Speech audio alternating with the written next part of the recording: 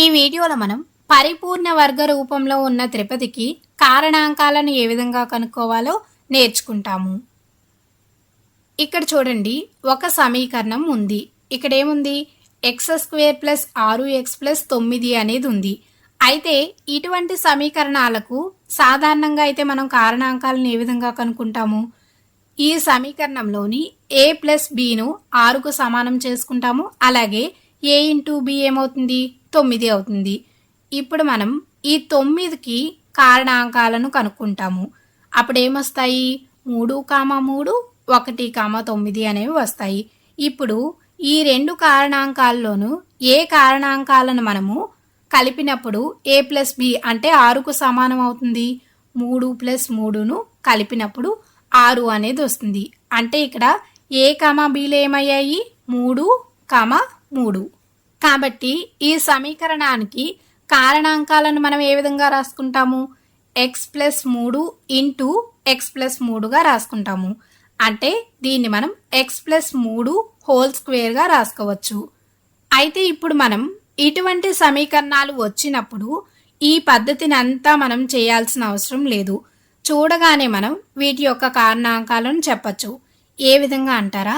ఇప్పుడు మనం ఇదే సమీకరణాన్ని తీసుకుందాం. దీంట్లోని మొదటి పదాన్ని మరియు మూడో పదాన్ని గమనించండి.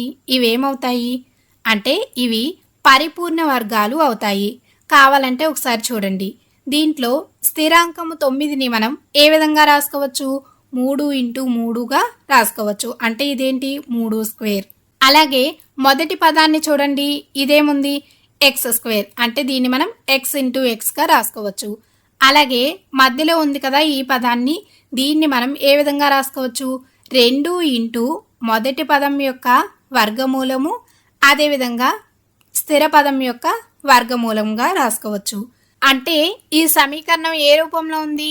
a² plus 2ab plus b² రూపంలో ఉంది కదా.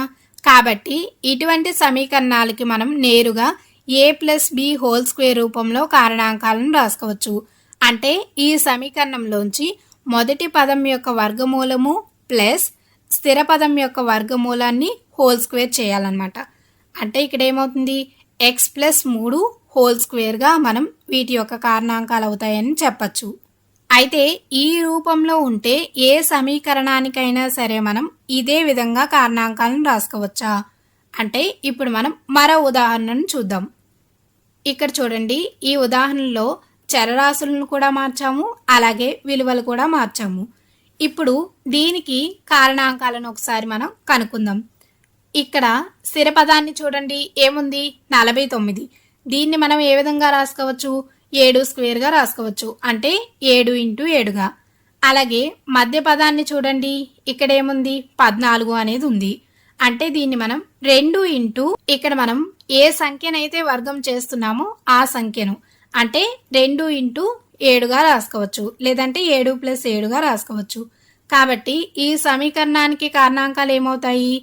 a ప్లస్ 7 హోల్ స్క్వేర్గా దీన్ని మనం రాసుకోవచ్చు. అయితే ఇక్కడ చూడండి, a ప్లస్ 7 హోల్ స్క్వేర్, దీని యొక్క అర్థము a² ప్లస్ 7² అనా? అస్సలు కాదు. దీని అర్థం ఏమిటి అంటే a plus 7 into a plus 7 అని అర్థము. ఎందుకు ఈ విధంగానే రాసుకోవాలి అంటే కావాలంటే వీటిని ఒకసారి మనం గుణించి చూద్దాం.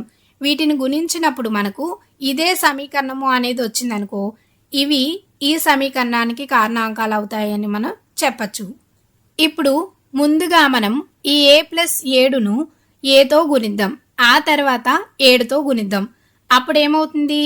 ఈ a plus 7 into a plus a plus 7 into 7 అవుతుంది.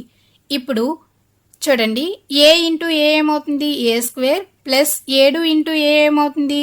7a ప్లస్ ఇప్పుడు మనం a ఇంటూ 7 ఏమవుతుంది? 7a ప్లస్ 7 ఇంటూ 7 అంటే 49 అనేది వస్తుంది. ఇప్పుడు దీంట్లోంచి చూడండి ఏమవుతుంది?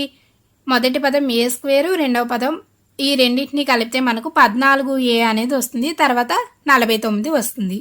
కాబట్టి ఇచ్చిన సమీకరణం అయితే వచ్చింది. కాబట్టి ఈ సమీకరణానికి కారణాంకాలు ఏమవుతాయి? a plus 7 into a plus 7 అంటే a ప్లస్ 7 హోల్ స్క్వేర్గా రాసుకోవచ్చు. అయితే ఇక్కడ మనం ఇదే రూపంలో ఎందుకు రాసుకుంటున్నాము అనేదానికి ఇక్కడ మనం చూద్దాం.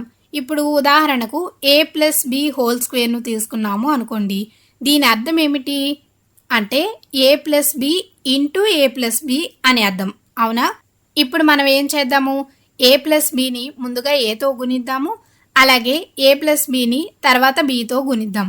అప్పుడు ఏమవుతుంది, ఏ ఇంటూ ఏ అంటే ఏ స్క్వేర్ అవుతుంది, బి ఇంటూ ఏ అంటే ఏబి అవుతుంది, ప్లస్ ఏ ఇంటూ బి అంటే A B plus B into B అంటే బి స్క్వేర్ వస్తుంది. ఇప్పుడు ఇదేమవుతుంది, ఏ స్క్వేర్ ప్లస్ ఈ మధ్యలో ఉన్న రెండు పదాలను కలిపితే ఏమవుతుంది, 2ab అవుతుంది ప్లస్ బి స్క్వేర్ వస్తుంది, అవునా? కాబట్టి A plus B whole square ఏమొచ్చింది, A square plus 2ab plus B square వచ్చింది. అంటే ఇచ్చిన సమీకరణము అనేది A square plus 2ab plus B square రూపంలో ఉంది అనుకోండి. దానికి కారణాంకాలను నేరుగా A plus B whole square అవుతాయని మనం చెప్పచ్చు. ఇప్పుడు మనం ఒక ఉదాహరణను చూద్దాం. ఇక్కడ చూడండి, 25 ప్లస్ 10x ప్లస్ ఎక్స్ స్క్వేర్ను కారణాంకాలుగా విభజించండి అంటున్నారు. దీంట్లో మనం కారణాంకాలను ఏ విధంగా కనుక్కుంటాము ఒకసారి చూడండి. ఇక్కడ 25ని మనం ఏ విధంగా రాసుకోవచ్చు, 5 స్క్వేర్గా రాసుకోవచ్చు. అలాగే ఈ మధ్యలో ఉన్న 10ని ఏ విధంగా రాసుకోవచ్చు, 2 ఇంటూ 5గా రాసుకోవచ్చు. అంటే ఇది ఏ రూపంలో ఉంది, A square plus 2ab plus B square రూపంలో ఉంది. కాబట్టి దీనికి కారణాంకాలు ఏమవుతాయి, A plus B whole square అవుతాయి. అంటే ఇక్కడ ఏ అనేది ఎంత 5, బి అనేది ఎంత ఎక్స్, కాబట్టి 5 ప్లస్ ఎక్స్ హోల్ స్క్వేర్ అవుతాయి అని మనం చెప్పచ్చు. అయితే ఇక్కడ ఇదే సమీకరణాన్ని మనం ఈ విధంగా కూడా రాసుకోవచ్చు. అంటే X square plus 10x plus 25గా. ఇప్పుడు ఈ సమీకరణానికి కారణాంకాలు ఏమవుతాయి అంటే ఎక్స్ ప్లస్ 5 హోల్ స్క్వేర్ అవుతాయి అని మనం చెప్పచ్చు. అంటే ఇక్కడ ఈ రెండు సమీకరణాలు కూడా ఒకటే.